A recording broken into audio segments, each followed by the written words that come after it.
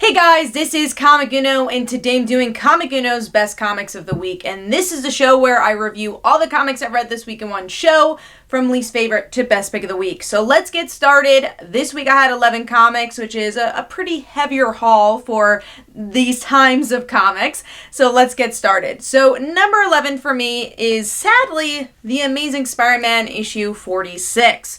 So, obviously love Spider-Man, love The Amazing Spider-Man. Honestly, been really liking Spencer's run, but I have not been liking this arc with Sin Eater, and this issue really didn't do it for me. We get to see Sin Eater become a hero in some regards to people's minds, and Spider-Man's like, what's going on? And we do have an interesting cliffhanger with Sin Eater in the car of Nora Winters, and it looks like maybe she got shot, so right when we got to that scene, I'm like, oh, I kind of wish that was the whole issue. I felt like the rest was kind of fillerish, kind of like the rest of this arc, and just waiting to get into issue 50 and hopefully find out who Kindred is. I think that's also the reason it kind of takes me away from this arc, because we really should be digging into Kindred. It's already been 50 issues, and now we're kind of in this filler arc of Sin Eater. So overall, I gave this 2 stars. Artwork also wasn't as strong as usual, and it's just overall really forgettable, honestly. So The Amazing Spider-Man issue 46 gets 2 stars.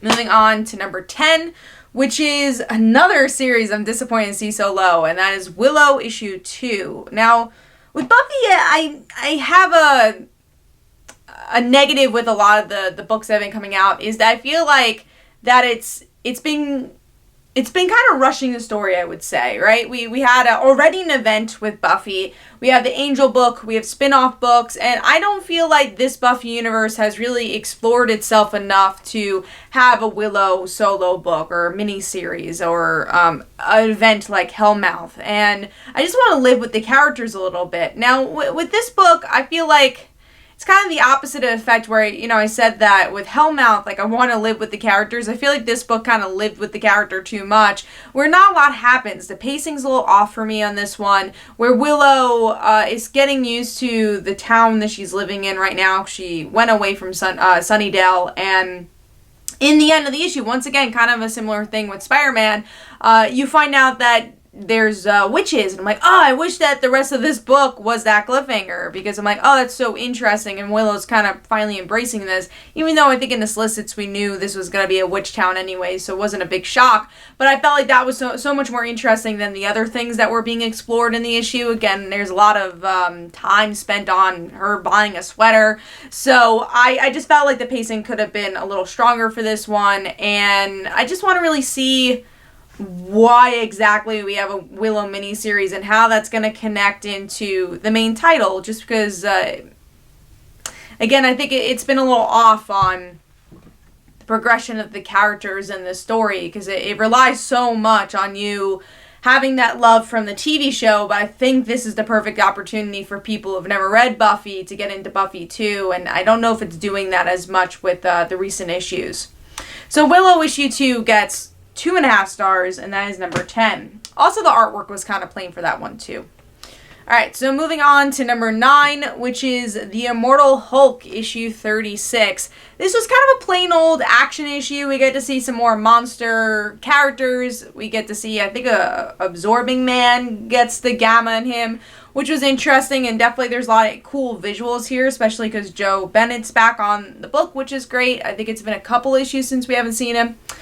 Or maybe it's just been so long because of the hiatus, it feels like a couple issues. But I liked seeing the action, but overall it's a story we've definitely seen before. People hating on Hulk, people misunderstanding Hulk, and him kind of running away from his problems with that. And he does have a support system, which is good, and we get to see that with this issue. And like I said, it's kind of more about the birth of other monsters in this issue. But it was a little underwhelming for me for this one. I felt like it didn't really dive into the psyche aspect that I really enjoy about this series, and it relied a little bit too much on the action. So the Immortal Hulk issue, what are we up to? Issue 36 gets 3 stars, and that is number 9, I believe.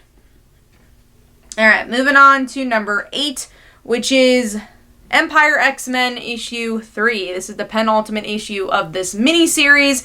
And what's interesting, and I've said this last week too, I'm not reading the main Empyre book, but I've been enjoying the tie-ins and living within the event through the tie-ins, and I've been liking it, and that's how I've been enjoying this event. And I like this miniseries overall because we haven't really gotten to see a lot of the X-Men just because of obviously the hiatus and everything with COVID. X-Men is just starting to get back into the swing of things. The last X-Men issue was kind of fillerish, so this kind of feels nice to have X-Men back, and it's just a fun battle, and we get to see some good humor along the way. I liked Magic, of course, here. I liked Ileana. She becomes another demon-type creature because of one of the staff sets created in this issue, so that was really cool. I mean, overall, what they're fighting is like zombies and plants, and that's not the most interesting thing, but I like just the character interactions overall. I like that the old ladies are back, and it is a pretty middle of the road book, and maybe a year from now I might forget it, but just because again we're in the time period of not getting a lot of X-Men, it's a nice filler read within your pile. So Empyre X-Men issue 3 gets 3 stars, and that is number 9. And also the artwork is superb in that. Really feel like it's very crisp. Moving on to number 7, which is Wonder Woman issue 760. So this is a little lower than that first issue. I really enjoyed the first issue of this creative team. This kind of has that second issue slump where there's a lot going on, actually, where Wonder Woman is interacting with the neighbor, which I heard a spoiler about the neighbor. They've released a spoiler about the neighbor in the solicits, and that kind of ruins it a bit. I won't spoil it for you guys. So I'm like, I wish I didn't know that as I've been reading this. And obviously we get to see the interactions between Max Lord and Wonder Woman, but the issue always with Max Lord is that he's a mental villain. It's about controlling people. So this issue kind of stumbles because of that, because Wonder Woman's being controlled, so it's a little jarring the way it goes back and forth of like, what's happening? Did that happen? Did that not happen? And there's some slower parts to get there, and I think the last issue is a little bit better balanced between the action and the day-to-day of Wonder Woman. Artwork, on the other hand, is superb. I really love Janen's work, and I think it works really well with Wonder Woman, especially the brightness and the crispness of the book. So I like that, and the reason this is higher than some of the other books, I did really like the cliffhanger. When we do really get into her mind, and she's fighting parademons, and we find out that she might have hurt people in real life. That I thought was super interesting, and I guess the mystery of who actually is controlling her if it's not Maxwell Lord. So definitely some interesting tidbits here. I just enjoyed that first issue a bit more. So issue 760 gets 3.5 stars, and that is number 7, I believe. All right, moving on to number 6, which is Join the Future, issue 4.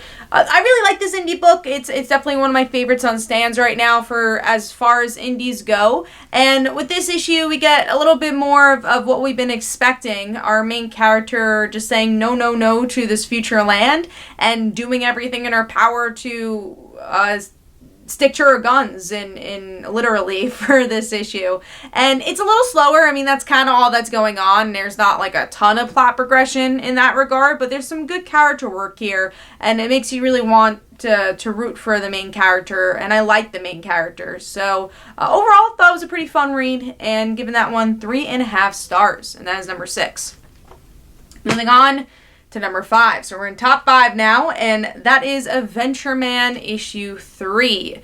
I will say that the one thing that kind of takes me away from this book is the thing that I'm sure a lot of people like. It's the actual pulp heroes when we go back and forth from there. That's where I'm like, I'm really not as interested in this as I am our main characters and her family.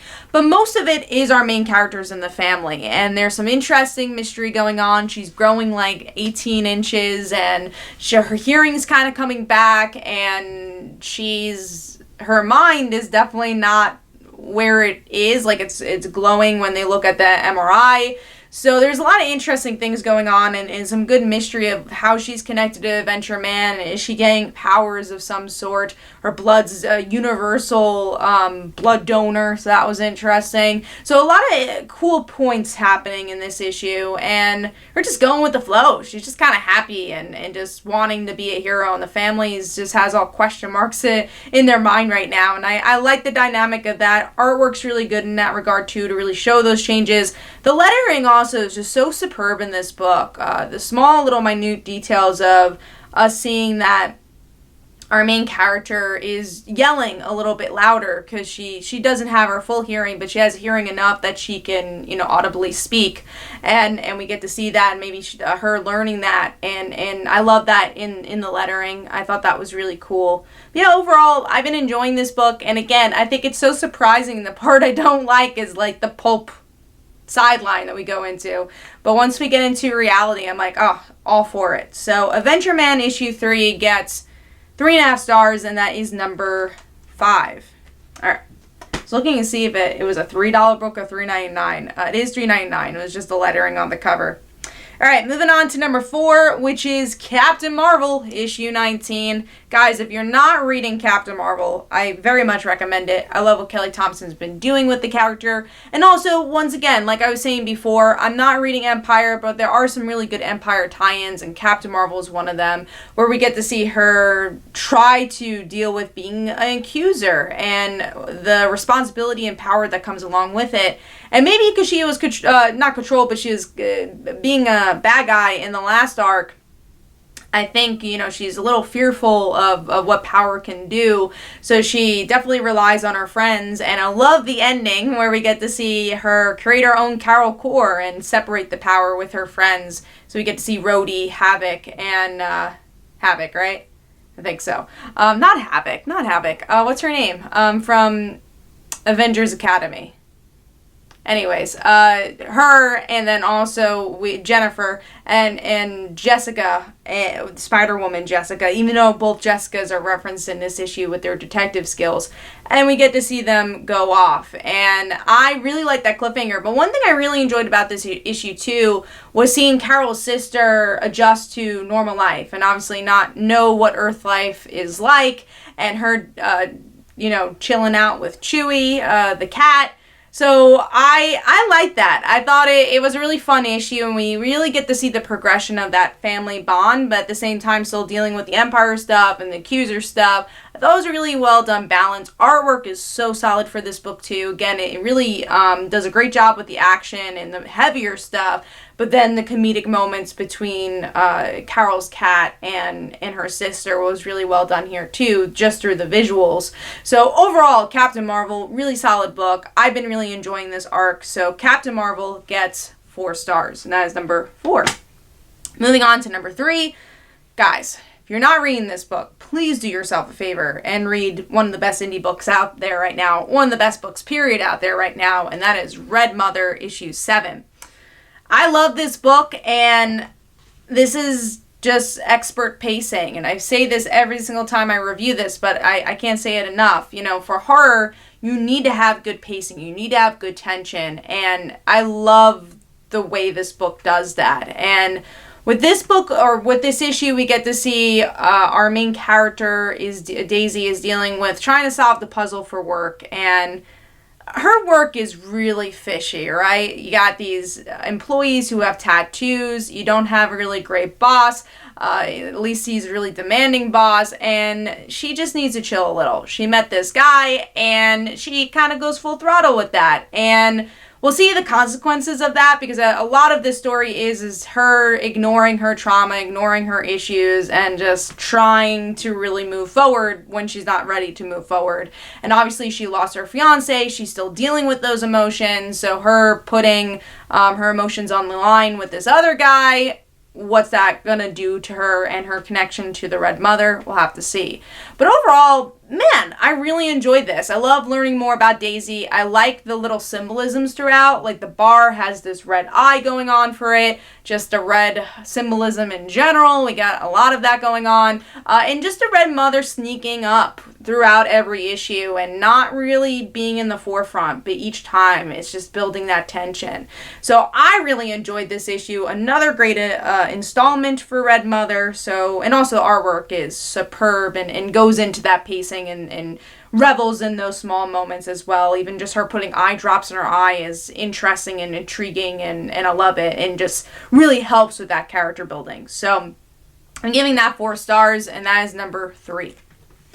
Moving on to number 2, which is a new book, and that is 7 Secrets, issue 1. I've been really looking forward to this one. I am a huge Tom Taylor fan, huge fan of Daniele's artwork as well from Power Rangers, and I'm like, oh man, this creative team is going to be great. And honestly, it totally was. This issue starts out very heavy on narration. At first I didn't know how to feel about that. I'm like, oh, is this going to start out slow? But right after like maybe 10 pages or so, things really pick up. Once we get the reveal of our main narrator is the son of these 2 agents of the 7 Secrets. So all their life, they're trying to keep one of the briefcases safe, and it has these horrible secrets in it. And then they have a secret to keep, which is that they have a kid. And being good soldiers, being who they are, they tell the council, and they're like, yeah, I'm pregnant. What do you want to do? And they actually give them a chance of like, you can have a normal life if you want. And again, being good soldiers, they're like, nah, we rather, continue our mission, and they give away their kid, and it looks like they've never really met him from what it's seeing. Maybe we'll learn differently, but the end of the issue, spoiler alert, we get to see the father die, and in his son's reaction to that and his feelings towards his father. And overall, I like that we didn't see the main character. I like that it was just all narration. We're kind of seeing the secret origins of him. And interestingly enough, if you like books like Saga, I think it kind of has a similar vein, but it's the complete opposite, right? With Saga, it's forbidden love, and they're like, no, we're going to keep our kids safe and forget about anything we knew. We're going to go off. And the same thing with Hazel being the narrator, and we got Casper as the narrator here. It has very similar vibes, but again, it's just like, well, what if they actually just stuck with their jobs and didn't take care of their child and didn't run off, and that's 7 Secrets here. And there's also this really interesting idea and thematic idea of ignorance is bliss, and how that's going to play off. And also just you're wondering, what are these secrets? Is it going to be more of this thematic thing about the world, or is it just going to be more about this world? Very curious to see, and I thought the character building was really well done here. It was very, it was also really good at balancing action and emotion as we get to see, again, these parents let go of their kid. It's not an easy thing to do, but they knew what the answer had to be, and that was super interesting. And yeah, this kind of feels like more of an issue 0 than an issue 1 in the best way possible, and it's a really well done origin story that just seeps your teeth into this world, and really enjoyed it. So 7 Secrets, guys, definitely go pick this one up. I'm definitely glued, and we'll be getting issue 2, and I'm giving that 4.5 stars, and that is number 2. Moving on to number 1, guys, you have to know this is going to be my number 1. Marauders issue 11. Kitty Pryde. Love this cover as well. And finally we get the answers of what happened with Kitty. And we get the reaction of everyone mourning her and being like, shit, is she actually dead? We get a really cool opening with Nightcrawler just kind of catching her up and saying, well, you know, Tiki Bar is going to open up. We're just waiting for you to come, and they're really optimistic that she'll come back, and they're not going to bury her. They kind of did the Norse mythology and put her on a boat and to sail her away. And it's Emma, which has a really interesting arc here that really pushes for Kitty to come back, and she's really trying to figure it out. And you really see out of everybody, even her best loved ones, Storm, Nightcrawler, Ileana, and Rachel, she's dealing with it the hardest, for sure. You know, you never see Emma Frost break down, but she breaks down in this issue, which was super interesting. And you kind of see that love between them and that bond.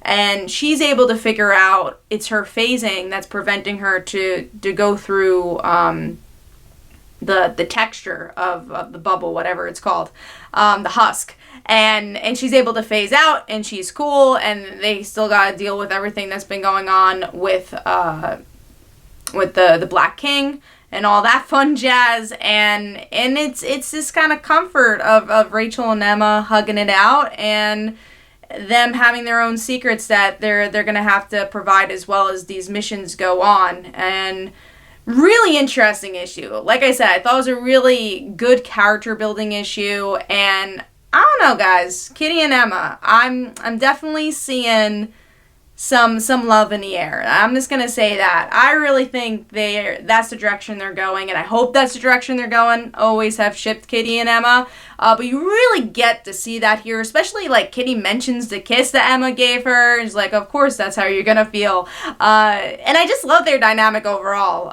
even if they don't go the romantic direction. I love how much they hated each other, and now they've grown to have this bond. And again, Emma caring the most in some regards, or at least showing in this issue about Kitty's death and being the one to help her out. I think my only slight negative of this issue is probably that I don't know why we needed Kitty to not be around for this long of a time.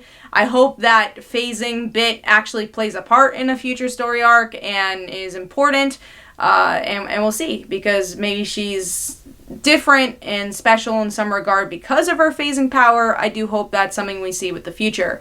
Artwork was really good for this book too. I loved the design of when Kitty came out of her resurrection. I really liked her hair in there. Also, again, I was going back to the emotions of Emma, like just her using her diamond form. I thought it was some really good scenes too. So overall, guys, really enjoyed this issue. I thought it was worth the wait for Kitty to come back, and hopefully Emma and Kitty's got some more story to tell. But yeah, I give that 4.5 stars, and that is my number one pick. Let me know in the comments below what your favorite comics were for this week, your least favorite comics, and everything in between. Hopefully you guys enjoyed. Also, go check out my Twitter and Facebook. Go check out my comics, like Father Like Daughter and They Call Her a Dancer. And every Tuesday at 10 p.m. Eastern Time is Comic Book Weekly, our comic book podcast where we talk all things comics. Thanks, guys. Bye.